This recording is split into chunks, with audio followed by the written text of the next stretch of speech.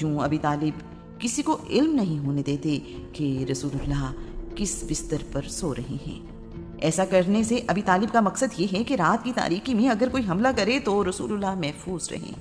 آج کا عنوان، پھر ان پر کیا بیتی؟ بنی ہاشم اس سوشل بائیکاٹ کے نتیجے میں خوفناک حد تک بھوک برداشت کر رہے ہیں۔ ان کے زندہ بچ جانے کی وجہ عربوں کی قوت برداشت اور سال کے 4 مہینے ہیں جنہیں حرام مہینے کہا جاتا ہے۔ شیب میں رسول اللہ صلی اللہ علیہ وآلہ وسلم اور ان کا خاندان درختوں کے پتے اور جانوروں کی کھالیں ابال کر کھانے پر مجبور ہیں۔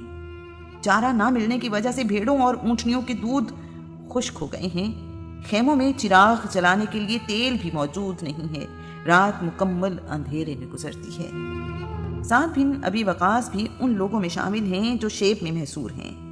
سعد بتاتے ہیں، ایک رات مجھے بھوک تھی۔ اس رات میرے پاؤں کے نیچے کوئی چیز آ گئی۔ میں نے اسے اٹھا کر اپنے منہ میں ڈالا اور نکل گیا۔ مجھے آج تک معلوم نہیں ہو سکا کہ وہ کیا چیز تھی۔ ایک اور موقع پر مجھے اونٹ کی کھال کا خشک ٹکڑا ملا۔ میں نے اسے دھو کر آگ میں بھون کر پیس لیا۔ میں پسے ہوئے سفوف کو پانی میں ملا کر پیتا رہا۔ یوں میں نے 3 دن گزار لیے۔ شیب ابی طالب میں محصور لوگ کیکر اور دوسرے درختوں کے پتے کھا کر گزارا کرتے ہیں۔ اس وجہ سے ان کے جبڑے درد کرتے رہتے ہیں۔ قریش نے رسول اللہ کو جادوگر مشہور کر رکھا ہے، جبکہ ان کے پاس رسول اللہ کو جادوگر ثابت کرنے کی کوئی دلیل موجود نہیں ہے۔ وہ ہر وقت اس کوشش میں رہتے ہیں کہ رسول اللہ سے ایسی بات کہی جائے جو وہ پوری نہ کر سکیں۔ قریش کو ہر بار ناکامی کا منہ دیکھنا پڑتا ہے۔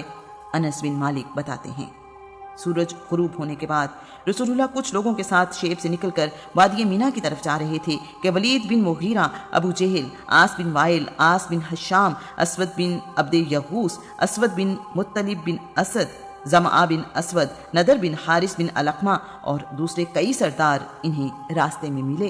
ابو جہل رسول اللہ کے قریب آیا اور تنزیہ لہجے میں کہا، ابن عبداللہ، اگر تم اللہ کے سچے رسول ہو تو اپنے رب سے کہو کہ وہ چاند کے 2 ٹکڑے کر کے دکھائے۔